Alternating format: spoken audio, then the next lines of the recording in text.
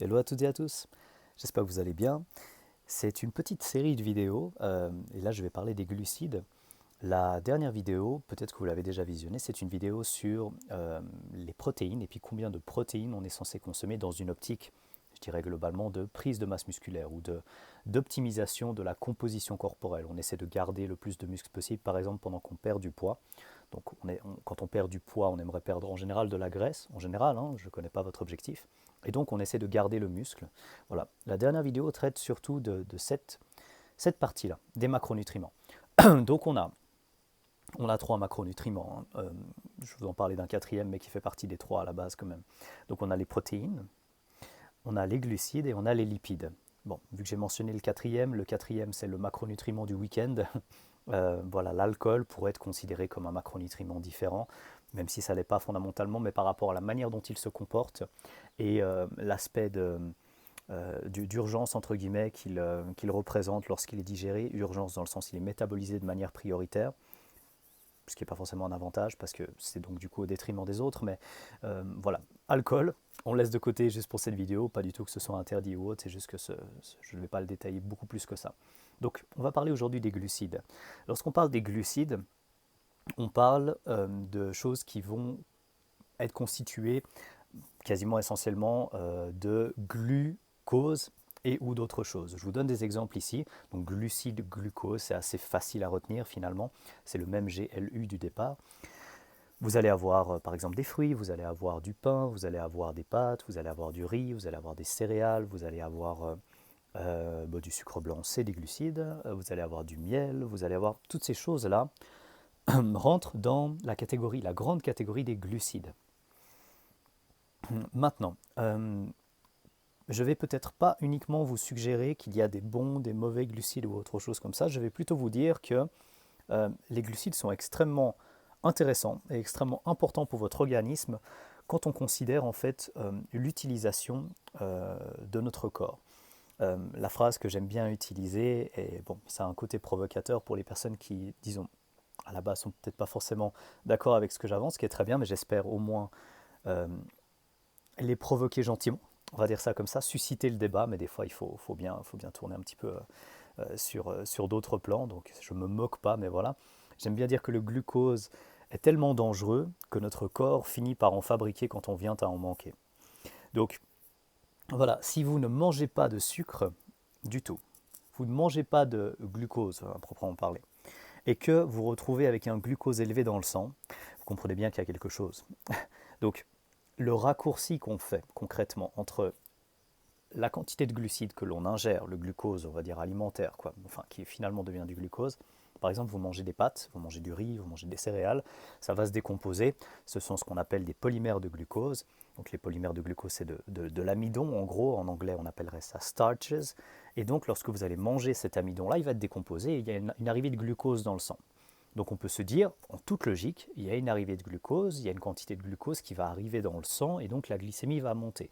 Et c'est parfaitement ce qui peut se passer. Mais c'est aussi pas forcément ce qui va se passer. Je vous donne un exemple très clair. Vous prenez 3, 4, 5 décilitres de jus d'orange, de jus de raisin, voilà, grossièrement sous forme de jus de fruits, peu importe le jus de fruits, à peu de choses près. Vous allez avoir 5 décilitres, vous allez avoir 50 grammes de sucre. C'est du sucre qui vient des fruits, hein, mais c'est du sucre, clairement. Glucose, fructose en mélange. Ces 50 grammes, ça peut être énorme pour quelqu'un. Et ça peut être quasiment rien du tout. Et je suis très sérieux. Et je vais prendre un exemple extrême, hein, c'est pas juste pour tourner ça au ridicule, mais prenez quelqu'un qui fait 120 kilos, qui fait un strongman. Je ne sais pas si vous avez vu la corpulence de ces athlètes incroyables qui sont presque des géants, comme ça, ils sont quasiment tous des géants d'ailleurs, qui font dans les 2 mètres, il y en a certains qui font plus de 140, 150 kilos, c'est du délire. Mais bon, voilà, juste pour mettre des trucs dans un contexte un petit peu absurde un instant, donnez 50 grammes de sucre pur, pur et dur, sous forme de jus de fruits, à un de ces athlètes. Et regardez sa glycémie après coup. Admettons que cet athlète ait aucun problème, notamment au niveau de certaines vitamines du groupe B, comme par exemple la vitamine B3, que je mentionne bien sûr pour des raisons bien précises. Cette personne, après avoir bu son jus de fruits, peut-être en sortant de sa séance de sport, vous regardez sa glycémie, il ne s'est rien passé. aucun problème. Et, et, et c'est ça, c'est vers ça que j'essaie de vous amener, c'est pas vous dire, ok, à partir de maintenant, c'est bon, oui, il a dit, vous pouvez tous consommer 5 décilitres de jus d'orange ou de machin. Ça n'a rien à voir, là je parle d'un contexte quand même assez spécifique, hein. Un colosse de 140 kilos qui va boire ça après son entraînement et qui en plus a pas de problème au niveau des vitamines du groupe B, notamment la vitamine B3. Bon, on est quand même dans un contexte assez particulier. Qu'est-ce qui se passe maintenant dans quelque chose de beaucoup plus classique? Prenons un monsieur, madame lambda, pas dans le sens négatif lambda, mais dans le sens plutôt littéralement proche de la norme. Vous allez avoir quelqu'un qui est peut-être très légèrement en surpoids, relativement sédentaire. Je parle juste de la norme, hein. Je ne parle pas de bien, pas bien, je parle juste de, globalement où se trouvent les personnes dans la norme. Et cette personne va avoir pas mal d'aliments, on va dire pas très franchement qualitatifs, et puis probablement une grande quantité de graisses polyinsaturées, en tout cas par rapport à ce que je considérerais comme optimal, j'en parlerai dans la prochaine vidéo. Et probablement à plusieurs critères qui font que le métabolisme du glucose de cette personne n'est clairement pas au 100% de son potentiel. En très bref, c'est comme si je disais, vous avez un moteur, votre moteur a tel cylindrée, vous mettez de l'essence, normalement il vous donne tant de puissance, tant d'accélération, puis là, vous faites la même chose, mais vous accélérez un peu au ralenti, quoi. Donc, pour la même quantité, ou pour une quantité différente hein, de glucides, vous allez avoir un moins bon processus, vous allez moins bien métaboliser, littéralement, le glucose. Donc là, clairement, l'idée, ça va être d'adapter la quantité d'énergie que cette personne va obtenir en fonction de sa capacité à le traiter. Pour être très clair, si arbitrairement je décide qu'une personne à un moment donné peut métaboliser facilement 30 grammes de glucides, eh ben, lui donner 25 grammes, ça semble être une bonne stratégie de précaution. Si à cette même personne, je me dis, bon, elle peut métaboliser 30 grammes de glucides, et puis je lui dis, alors surtout pas de glucides du tout, mais on mange une fois par jour, et puis une fois par jour après l'entraînement, parce que j'ai entendu que du coup il y avait une phase insulino-indépendante, et du coup on va manger les 250 grammes de glucides juste après l'entraînement, parce que soi-disant il n'y a pas de problème avec l'insuline après ça, mais le reste de la journée surtout pas de glucides. On a toujours cette même problématique de tant de grammes de glucides qui peuvent être métabolisés, peut-être qui sont légèrement plus facilement absorbés après une phase d'entraînement. Bon, il y a des données là-dessus, amélioration du GLUT4, donc le glucose transporteur 4. Et puis, c'est une phase qu'on appelle effectivement insulino-indépendante, donc ça veut dire que la contraction de vos muscles, si vous voulez, va vous aider à absorber un peu plus le glucose, et c'est un peu une manière de dire, après l'entraînement, lorsque du glucose arrive dans le sang, vos muscles qui ont travaillé font coucou, le muscle, on est là, vous pouvez amener tous les stocks de glucose, on les prend, on s'en occupe, c'est pour nous, on les garde pour la prochaine séance, quoi. C'est un petit peu ça l'image, si vous voyez ce que je veux dire.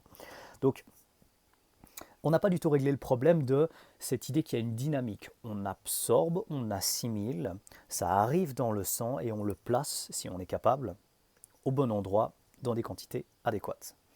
Donc il y a toute une dynamique en fait au niveau de la gestion du glucose. Et le problème, mais aussi la beauté de la chose, c'est que ce sera propre à chacun, jusqu'à un certain point.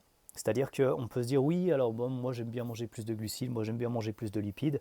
Bon, par exemple, ça paraît peut-être un peu surprenant si vous avez suivi 2-3 autres de mes vidéos, parce que c'est vrai que j'ai tendance à quand même assez fortement dédiaboliser entre guillemets les glucides, parce que je pense qu'ils ne sont pas la source du problème, mais que c'est, je pense que vous l'avez compris déjà avec le début de cette vidéo, c'est notre capacité à les métaboliser qui est largement empiétée.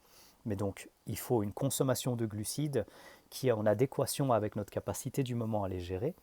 Mais ce que je voulais dire, je me suis un peu perdu parce que je voulais revenir au message essentiel qui était penser surtout à comment vous les métaboliser plutôt que est-ce qu'il faut les supprimer ou non. Mais voilà, la beauté de la chose, j'ai retrouvé, c'est qu'il y a des variations interindividuelles, bien sûr. Mais il y a aussi des choses qui ne varient pas tant que ça. Donc, si vous regardez cette vidéo et vous êtes capable de la comprendre, vous êtes vraisemblablement un Homo sapiens sapiens. Pas que votre chat puisse pas regarder la vidéo, mais il comprendra peut-être pas la même chose que moi ou que vous. Et donc, vous avez certaines choses qui sont propres à notre espèce. Et une de ces choses-là, qui est extrêmement importante, c'est la température. Nous sommes des organismes qu'on appelle homéothermes, donc on essaie de maintenir une certaine température. Vous n'êtes pas un lézard en train de vous placer à différents endroits d'une pierre, par exemple, en fonction de la journée pour garder une certaine température. Donc votre température ne va pas fluctuer comme d'autres animaux, bien sûr, qui s'en sortent aussi très bien, mais avec d'autres manières de fonctionner. Donc vous êtes homéotherme. Vous devriez pouvoir garder votre température à 37 degrés. Et ce qui est intéressant, c'est que selon ce que vous allez manger, vous pouvez très bien avoir des réponses métaboliques différentes au niveau de votre capacité à garder la température. Alors je ne parle pas uniquement de ce que certains connaissent très bien, bien sûr, c'est le côté TEF, donc le Thermogenic Effect of Food, donc c'est l'effet thermogène, l'effet chauffant, si vous voulez, de la nourriture. On sait qu'on perd une grande partie d'énergie en métabolisant les protéines, on perd une partie modeste d'énergie en métabolisant les glucides, et on perd quasiment rien en métabolisant la graisse. En gros, la graisse, vous allez à peu près prendre la totalité des calories, et c'est bien et pas bien, hein. C'est juste dire il y a un coût métabolique dans le fait de digérer les aliments. Et ça, c'est très connu, ça s'appelle le TEF. En plus de ça, il y a un autre phénomène qu'on appelle le découplage mitochondriel. Excusez-moi pour ce terme. Imaginez maintenant, si vous ne connaissez pas du tout les mitochondries, c'est la première fois que vous voyez ça, là je vous parle de découplage en plus, je ne voudrais pas vous perdre. L'idée c'est que dans vos cellules, donc vous imaginez voilà une cellule, une espèce de bulle comme ça, et dans cette bulle vous avez des toutes petites bulles aussi. Et dans ces toutes petites bulles, vous avez, en fait ce sont des mitochondries, et dans ces mitochondries, vous allez avoir une capacité à générer de l'énergie. Et l'énergie à l'intérieur d'une cellule, on appelle ça l'ATP. Donc en très simple, voilà, il y a vos cellules. Dans vos cellules, il y a les petites machines à faire de l'énergie. Certains appellent ça des grosses machines, d'autres appellent ça des cuisines, parce que finalement c'est là qu'on prépare l'énergie, mais ce n'est pas forcément de là que sort l'énergie, parce qu'on a besoin de quelque chose pour en faire quelque chose. Donc c'est comme une cuisine, on a besoin d'ingrédients pour faire un plat. C'est pas pouf, de l'énergie qui sort de nulle part comme ça. Donc, dans vos mitochondries, vous avez un arrivage d'énergie, pour faire simple. Et puis au final, ça va se traduire par une quantité d'énergie disponible pour la cellule qu'on appelle ATP, adénosine triphosphate. Et dans la manière de produire de l'ATP, il y a une façon plus ou moins efficiente de produire de l'ATP. Si par exemple, vous imaginez que vous êtes un petit peu limite à la fin du mois, vous allez être très efficient, entre guillemets, dans la manière de dépenser de l'argent. Vous allez vous dire, j'achète ça parce que j'en ai besoin, mais j'ai encore 10 jours à passer avant de recevoir mon salaire. Enfin, vous voyez un petit peu la situation. Vous allez être très économe. En gros, vous n'allez pas gaspiller pour rien de l'énergie. Et la mitochondrie fonctionne aussi un petit peu comme ça. Enfin, pas de manière individuelle, hein, c'est toute une cohérence au niveau de l'organisme qui est un orchestre absolument incroyable. Mais dans l'idée, vous allez générer beaucoup d'ATP par rapport à la quantité de nutriments que vous allez amener, donc dit autrement dans vos cuisines de mitochondries, tous les ingrédients que vous allez utiliser, vous allez en faire des plats et vous n'allez rien gaspiller, quoi. Vous allez quasiment tout garder. Ça, c'est un mode de production qui est très efficient au sens littéral du terme. Donc beaucoup d'ATP produit par rapport à la quantité d'énergie que vous avez amené de l'alimentation, qui a été décomposée en différents produits. On ne va pas rentrer là-dedans parce que la biochimie ne va pas plaire à grand monde. Enfin, voilà. Et si, à l'inverse, vous avez une certaine opulence énergétique, et que vous vous retrouvez par exemple avec une grande disponibilité en glucose, et que vous avez des mitochondries qui fonctionnent bien, et que vous avez globalement un bon métabolisme dans l'ensemble. Qu'est-ce qui va se passer si vous mangez une grande quantité de glucides et que vous les métabolisez très bien? Vous avez une augmentation de ce qu'on appelle le découplage mitochondriel. Donc découplage, sans rentrer trop dans les détails, mais je vais les donner quand même pour les personnes qui veulent creuser un peu plus loin, puis qui aiment bien justement les détails, c'est une manière de gaspiller de l'énergie. On se dit, mais c'est totalement stupide de gaspiller de l'énergie. Sauf que le gaspillage crée quoi? De la chaleur. Si vous avez un moteur qui perd beaucoup d'énergie, vous dites, bah merde, on met de l'essence, et puis à la place d'utiliser 100% de l'essence pour transférer ça en énergie mécanique pour qu'on avance plus vite, de manière économe, qu'on ne perde pas en gros une goutte d'essence, eh ben, on va avoir des pertes de chaleur. Et donc il y a tous des systèmes de ventilation, etc. C'est pour ça que le moteur chauffe. Voilà, je ne vous surprends pas certainement là-dedans. Je ne suis pas très bon en mécanique, mais ces bases-là, voilà, elles sont très claires. Vous avez des moteurs plus ou moins efficients. Et un moteur efficient, c'est un moteur qui vous fait économiser de l'essence, concrètement, par rapport à l'output que vous avez. Pour les mitochondries, de toute façon, à la base, rappelez-vous, vous êtes Homo sapiens sapiens. Donc vous devez garder votre température à 37 degrés. Si vous arrivez avec une forme de découplage mitochondriel, là par exemple, bon, il ne fait pas moche, mais il ne fait pas beau non plus, le fait de pouvoir moi-même fabriquer un petit peu de chaleur, ça me permet, bon, ben voilà, je suis en t-shirt et puis en short avec des tongs. Je ne vais pas vous montrer la totalité de mon accoutrement parce que c'est un format pratique pour moi pour pouvoir aller à l'essentiel. Je ne suis pas très bon dans les montages vidéo, mais du coup, je peux générer un peu de chaleur, même pas mal de chaleur, simplement avec ce que je suis en train de digérer. Et puis bon, voilà, moi j'ai pas de problème avec les glucides, je les métabolise très bien. Et puis, du coup, probablement qu'une bonne partie de l'énergie ici est gaspillée, mais c'est pas le bon terme, gaspillée entre guillemets, parce que c'est des pertes de chaleur, mais qui vont m'aider à garder une certaine température moi-même. Et ça coûte beaucoup d'énergie. Et donc si vous avez froid continuellement, froid aux mains, froid aux pieds, vous tombez malade facilement, toutes ces choses-là sont liées à plus ou moins des principes d'économie comme ça de votre corps. Et augmenter la disponibilité en glucose, c'est pas quelque chose qui va être dangereux d'une part, et c'est pas quelque chose qui va être négatif, c'est pas quelque chose qui va vous faire prendre de la graisse facilement. Et si ça faisait prendre de la graisse, ça peut arriver dans certaines proportions, elles sont vraiment dérisoires chez l'humain. Chez le rat, ça peut être impressionnant, mais chez l'humain, prendre du gras à partir du glucose, c'est totalement possible. C'est un phénomène qu'on appelle la DNL, la de novo lipogenesis. Et avec ce phénomène-là, vous allez fabriquer des types de graisses qui sont saturées ou monoinsaturées. Donc vous allez avoir un profil d'acide gras, si vous voulez, corporel, qui est de toute façon favorable globalement à une bonne santé. Et là, la partie graisse saturée, insaturée, ce sera la prochaine vidéo. Mais donc, ce que je suis en train de dire, c'est que probablement qu'on n'est pas si différent que ça entre nous, entre individus d'une même espèce, Homo sapiens sapiens, parce que notre cerveau utilise une grande quantité de glucose par jour. On est censé se maintenir environ à 37 degrés. Et du coup, il y a une espèce de double signal plus important que, pas toutes les recommandations bien sûr, mais que la plupart des recommandations entre guillemets arbitraires, qu'on pourrait qualifier de réductionnistes, qui sont focaliser sur quelque chose, c'est important de pouvoir se focaliser sur des points, mais il faut pouvoir de nouveau zoomer, enfin il faut zoomer et dézoomer. Donc regardez précisément, ok, je crois que j'ai besoin de tant de vitamine C, puis ensuite on dézoome, puis dit bon bah peut-être en fait c'est pas la quantité exacte.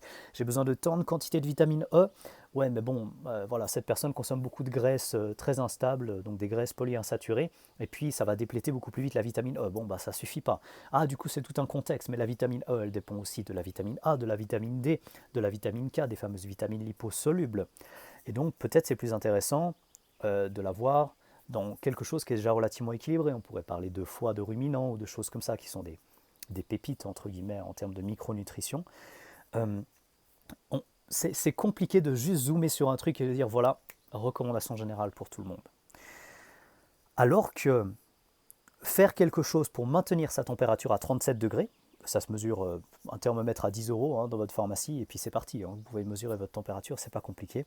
J'ai fait une vidéo là-dessus si vous voulez les détails avec les différentes mesures de température buccale. Vous pouvez prendre au niveau de l'oreille, au niveau du front, sous l'aisselle. Et puis vous pouvez faire des différences entre les différentes températures. Vous pouvez faire, pardon, des différences entre les différentes. Vous pouvez mesurer le delta, température, crâne, périphérie, par exemple, en mesurant buccal et donc sous la langue, et puis SL, et puis regarder s'il y a une différence à ce niveau-là au niveau de la température. Et puis avoir une température élevée au niveau du crâne et un peu plus basse en périphérie, ça signifie probablement que vous n'avez pas une grande disponibilité en glucose, dit autrement que vous allez tourner sur d'autres hormones qui prennent le relais, on appelle ça le relais hormonal, le cortisol, l'adrénaline, etc., qui vont vous aider à passer cette période de manque d'énergie, une forme de stress, selon comment est-ce qu'on appelle ça, donc une inadéquation entre la quantité d'énergie à disposition et puis les demandes de l'environnement ou les contraintes du moment. Et là, du coup, vous n'êtes pas maintenu, entre guillemets, spontanément à 37 degrés. Et l'idéal, ce serait de pouvoir se maintenir à 37 degrés sans avoir un relâchement énorme d'adrénaline et de trembler dans tous les sens. L'adrénaline, c'est super cool quand vous faites des sports extrêmes, mais ça doit être ponctuel. C'est pas quelque chose qui va être positif sur la durée et puis ça peut grandement perturber votre glycémie, même si vous ne consommez pas de sucre d'ailleurs. Donc ça c'est encore autre chose. Le cortisol aussi a les mêmes propriétés. Donc évidemment c'est protecteur dans un cadre de stress, mais l'idéal est de ne pas avoir de stress exagéré, inutile. Donc voilà, il y a les stress face auxquels on s'adapte. Mini parenthèse là-dessus parce que j'ai peur que ce soit mal interprété. Par exemple, l'activité physique est une forme de stress. Mais on a des effets bénéfiques dès le moment qu'on peut s'adapter.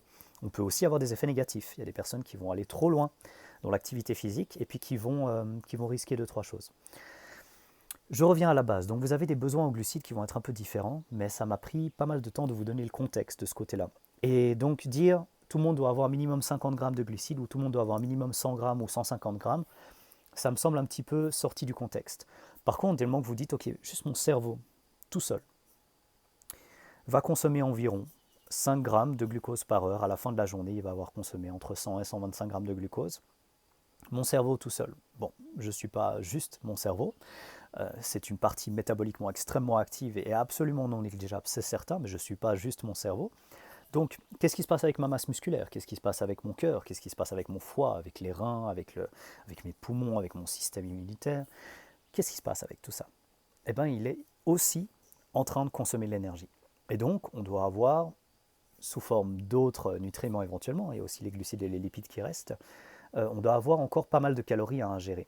Et si vous êtes à un stade où vous économisez tellement d'énergie que vous vous habituez petit à petit à manger de moins en moins, il y a beaucoup de choses qui peuvent se passer. Il y a des adaptations métaboliques qui peuvent être relativement fortes, qui peuvent avoir lieu, et qui ont tendance à être vraiment minimisées lorsque on augmente la disponibilité en glucose. En français, ce que je veux dire, c'est que si vous cherchez à perdre du poids, et que vous coupez les glucides, initialement c'est super, vous allez perdre une quantité de calories importante, bon, sous forme de glucides bien sûr, et ça va créer un déficit calorique, vous allez perdre de la graisse, parce que le bilan net de quantité de graisse brûlée et quantité de graisse absorbée va être en faveur de on perd du gras, et donc voilà, petit à petit, en diminuant les glucides, ça pourrait très bien marcher en diminuant les lipides ou une part de protéines aussi d'ailleurs, mais vous perdez du poids. Mais vous perdez du poids et en même temps, au passage, vous avez votre moteur qui commence à devenir un peu plus capricieux.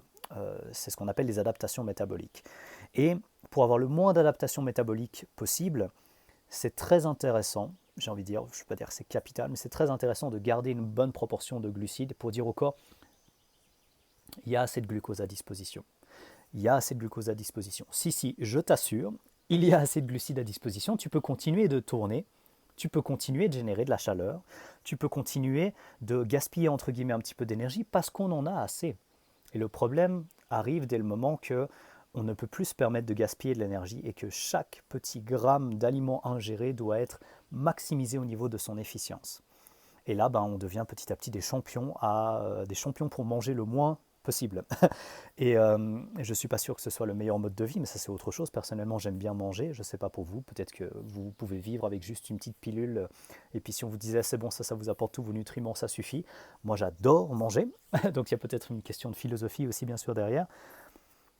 Mais l'idée de pouvoir manger une grande quantité sans prendre du poids parce que notamment vous avez chaud, il y a ce phénomène de découplage mitochondriel, c'est quelque chose qui n'est pas possible avec une énorme quantité de lipides. Par contre, c'est quelque chose qui sera possible avec une quantité véritablement conséquente de glucides. Donc quand vous allez faire vos différents choix, tant de glucides, tant de lipides, etc., il faut considérer ça.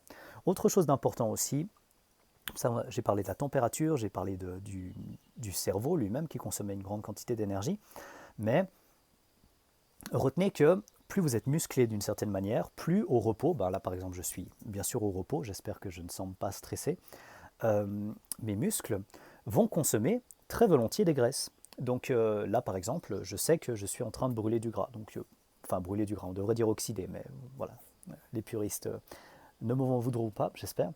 Et donc on peut dire que quelque part notre tolérance à oxyder, à métaboliser des lipides va dépendre grandement de notre capacité à garder une certaine quantité de masse musculaire. Donc, bon, c'est un petit peu mal fait parce qu'on se dit, moi j'aimerais bien manger gras mais je ne suis pas musclé. Eh ben, peut-être commence d'abord par développer une certaine masse maigre, développer un certain métabolisme et ensuite tu pourras, plutôt que de manger du yaourt grec 0%, manger du yaourt grec 10% et c'est infiniment meilleur. Donc, mais là, pour ça, quelque part, il faut pouvoir se le permettre. C'est cette idée que voilà, vous pouvez très bien métaboliser les lipides, c'est pas quelque chose qui est grandement empiété par exemple avec l'âge. Par contre, le métabolisme du glucose, il a tendance à très fortement diminuer. Donc, si vous comparez différentes personnes sur le plan de la santé, un critère très intéressant, c'est la tolérance au glucose. Et le fait de consommer très peu de glucides parce qu'on ne tolère pas bien le glucose, lorsqu'on est censé pouvoir le métaboliser, c'est tout sauf régler le problème. Donc je ne vous laisse pas avec des applications directement pratiques ici là-dessus, c'est volontaire, vous allez peut-être m'en vouloir pour ça, je vous donne quand même quelques indications en fin de vidéo bien sûr. Mais je pense qu'il faut revoir notre manière de penser l'utilité des glucides parce que certains détournent complètement le problème, disent mais on n'a pas besoin de glucides vu qu'on en fabrique. Moi ma question c'est pourquoi est-ce qu'on en fabrique alors qu'on n'en mange même pas? Peut-être que notre corps est têtu, ok, mais peut-être qu'il a une raison. Non. C'est- J'aime bien penser, en tout cas, que notre corps est quand même sacrément bien fait. Pourquoi? Ben parce que lorsque j'observe tout ce qu'il est capable de faire, lorsque nous on essaie d'avancer avec voilà, les machines, etc., les ordinateurs, ce qu'on veut, quand on essaie de copier ce que le corps est capable de faire, on est toujours en retard. On est juste toujours en retard. C'est complètement dingue le nombre de trucs qu'on peut gérer. Quoi. Que ce soit bon, le cerveau lui-même, ça demanderait des vidéos entières d'essayer de comprendre et d'expliquer ce qu'on est capable de faire avec ça. Si on reste juste dans les processus physiologiques, c'est notre cerveau qui gère tout ça. Comment est-ce que notre cœur bat, comment est-ce que notre rythme au niveau de la respiration, si on est plus ou moins actif, vous connaissez peut-être le système sympathique et parasympathique, donc si vous êtes plus ou moins dans un état entre guillemets d'activation ou un état peut-être comme moi maintenant reposé, tranquille à faire une vidéo sans être stressé du tout et en train de digérer mon petit déjeuner.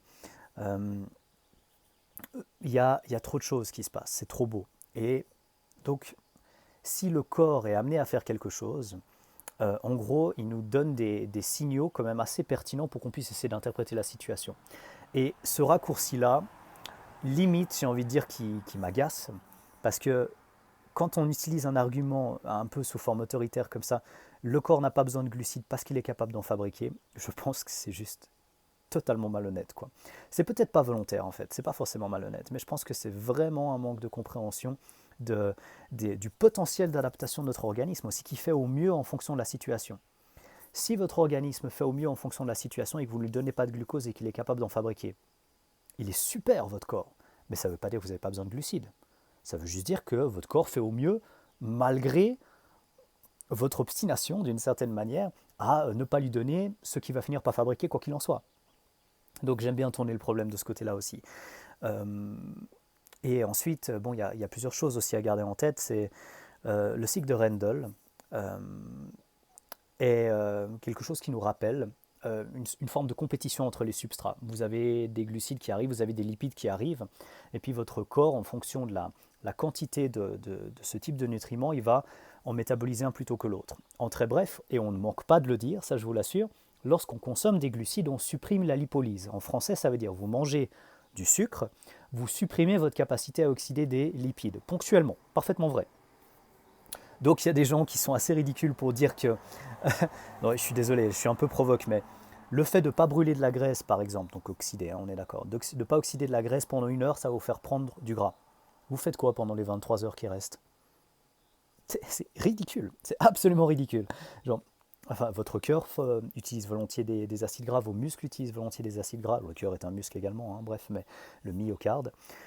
Euh, Pensez toujours qu'il faut aussi considérer la globalité. Quelqu'un qui vous dit le cortisol est positif parce qu'il aide à passer une phase de stress, bah, le cortisol, il fait partie de la phase de stress. Donc, heureusement qu'il a des côtés positifs pour nous aider à passer au-delà du stress, mais à quel prix? Quelqu'un qui vous dit que l'insuline fait grossir, qui oublie le contexte calorique, c'est ridicule également. Et qu'est-ce qui se passe en fait lorsque le cortisol est élevé et on a plus de problèmes avec l'insuline? Bah, globalement, on ne donne pas assez de glucides à notre corps pour qu'il puisse rester dans des processus de fabrication d'énergie qui sont efficients et qui entretiennent un bon métabolisme du glucose. Donc je suis peut-être allé un peu vite pour cette partie. Ce que je voulais dire avec le cycle de Rendel, c'est que manger beaucoup de graisse empiète aussi la capacité à utiliser du glucose. Manger beaucoup de glucose, pour faire le raccourci, empiète sur notre capacité à métaboliser des lipides. Et globalement, euh, on ne devrait pas avoir trop de problèmes à utiliser de la graisse. L'idée, c'est est-ce qu'on veut oxyder beaucoup de lipides toute la journée et être ce qu'on aime bien dire dans le fitness, une fat burning machine. Et là, je vais vous laisser avec un article euh, de Kyle Mamounis. Bon, alors évidemment, le titre va vous orienter bien sûr vers le développement, mais ça peut vous intéresser même si vous n'êtes absolument pas d'accord avec moi. Je pense que c'est très intéressant d'avoir euh, la perspective des personnes avec qui vous n'êtes pas d'accord. Personnellement, c'est en tout cas comme ça que j'avance le plus, c'est quand j'entends les argumentations des personnes qui n'ont a priori pas l'air du tout d'accord avec moi, ce qui est tout à fait OK. Et là, l'article s'appelle Why You Don't Want to Be a Fat Burning Machine, ou a Fat Burner, je crois. C'est tout simplement ça le titre. Et donc voilà, Ken Mamounis a un parcours académique, il est bien sûr aussi également ouvert à d'autres perspectives que celles qui vont être entre guillemets mainstream dans le domaine académique, parce qu'il y a toute forme de courant de pensée aussi dans tous les domaines. Même dans les domaines scientifiques, il y a des courants de pensée.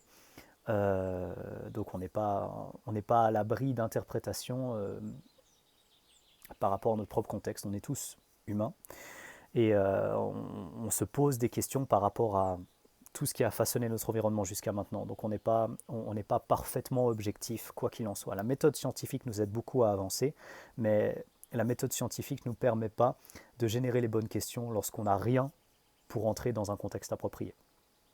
Elle nous aide énormément à ne pas faire des erreurs avec ce qu'on a en tête, mais elle ne nous aide pas forcément à amener tout à coup dans notre tête des nouvelles perspectives. Par contre, ça nous aide à remodeler nos modèles, justement, et ça nous permet d'avancer. Mais là, cette idée que globalement, il faut brûler le plus de graisse possible, globalement, il faut éviter le plus possible les glucides pour gérer la glycémie, pour éviter les problèmes de métabolisme du glucose, c'est un phénomène assez ridicule, parce que si par exemple vous avez un point faible, c'est un exemple que j'ai déjà donné, je m'excuse pour ceux qui l'ont déjà entendu, ce sera le même. Si votre point faible c'est les jambes, par exemple en musculation, et que vous vous dites, bon, moi je vais régler le problème, comme je suis mauvais pour les jambes, je vais arrêter de les entraîner. Et vous n'allez pas régler le problème. Pour les glucides, si vous ne les métabolisez pas bien, vous dites, bon, je vais juste arrêter d'en consommer. À quel moment vous donnez l'opportunité à votre corps d'améliorer sa capacité à les utiliser? Vous n'êtes pas du tout en train de régler le problème, vous êtes en train de faire l'autruche. Donc après, c'est à vous de voir si vous voulez essayer de régler le problème et puis si vous voulez de nouveau métaboliser correctement les glucides ou non. Mais voilà, tout ça sera à prendre en compte dans votre quantité de glucides que vous allez amener dans votre alimentation. Certains disent il faut d'abord commencer par les graisses parce qu'il y a les graisses essentielles, ensuite il faut regarder les protéines parce qu'on veut garder du muscle, et puis ensuite seulement ce qui reste, seulement si on mérite et qu'on fait tant de sport, on peut rajouter les glucides. Je pense que vous avez compris que je n'étais pas forcément d'accord avec cette approche. Ça ne veut pas dire que je ne l'ai pas considéré pendant un temps.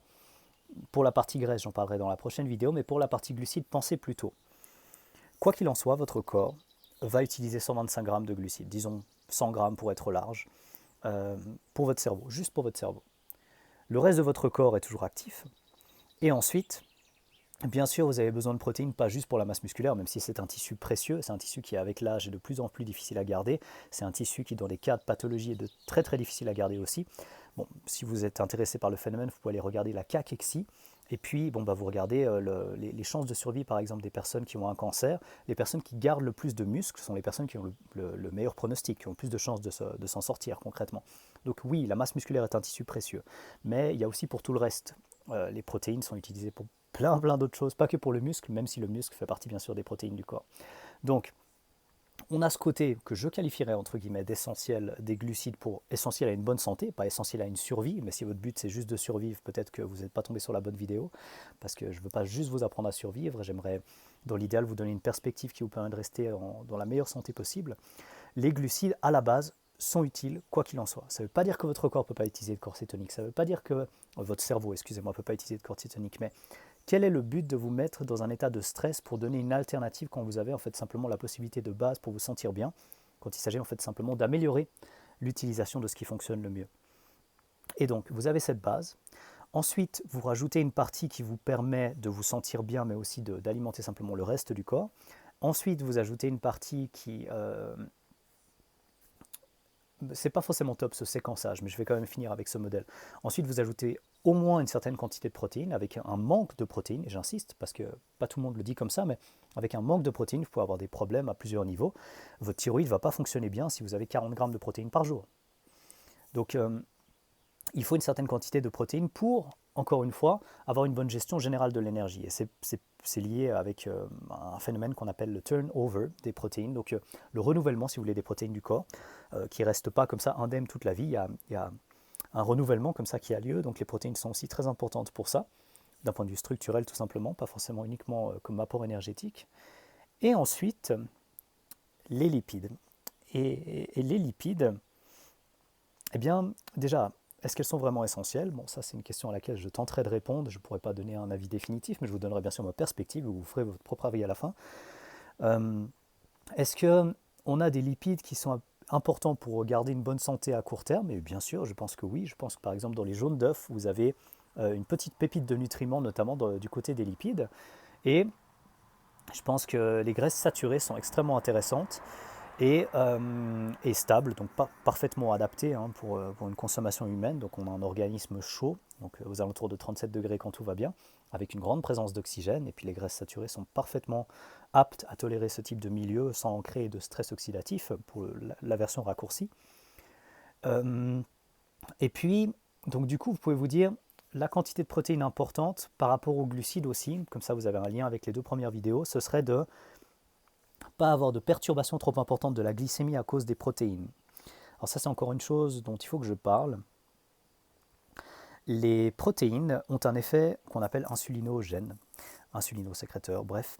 Les protéines de qualité, par exemple vous prenez de la whey protéine, ça a un plus gros impact sur l'insuline que potentiellement même du pain.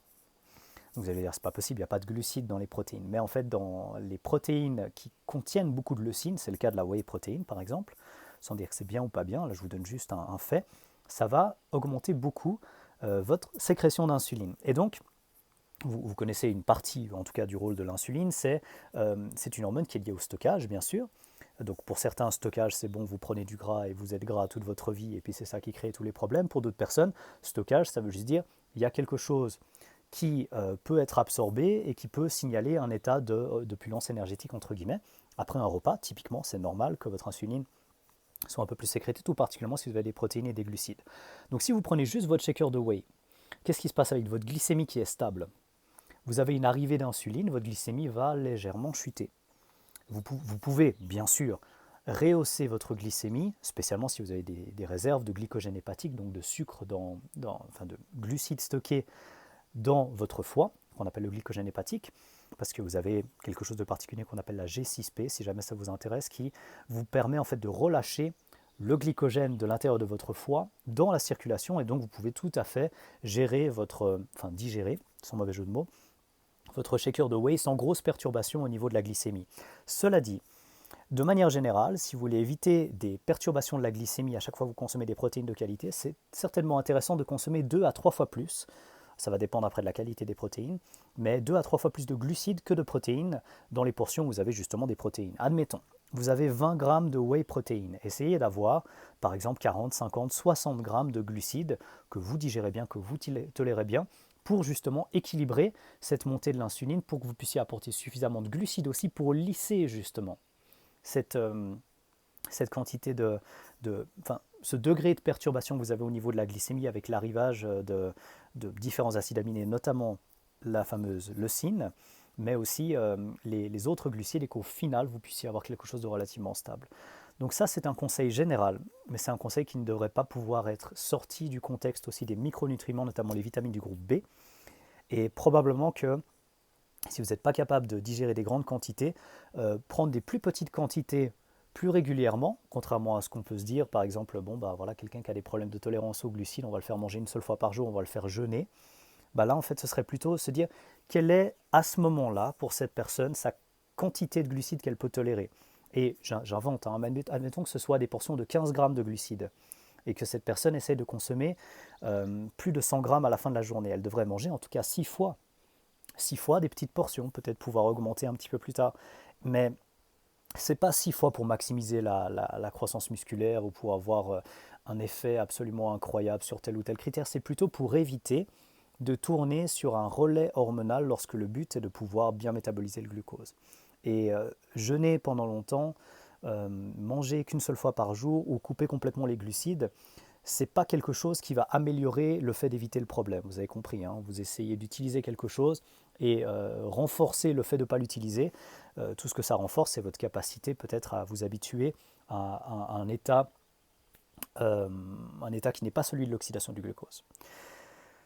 Donc voilà, je vais essayer de résumer cette longue vidéo en vous disant que probablement que la meilleure stratégie, c'est de considérer les grands principes, entre guillemets, de l'organisme humain. Donc on a un cerveau qui a un taux métabolique absolument extraordinaire. On est censé se maintenir à 37 degrés, pas juste au niveau du crâne, mais au niveau du crâne, au niveau de l'aisselle, avoir chaud aux mains, avoir chaud aux pieds, se sentir bien globalement en général, digérer facilement, etc. Tout ça, c'est lié avec un métabolisme qui peut se permettre de rester à une certaine température.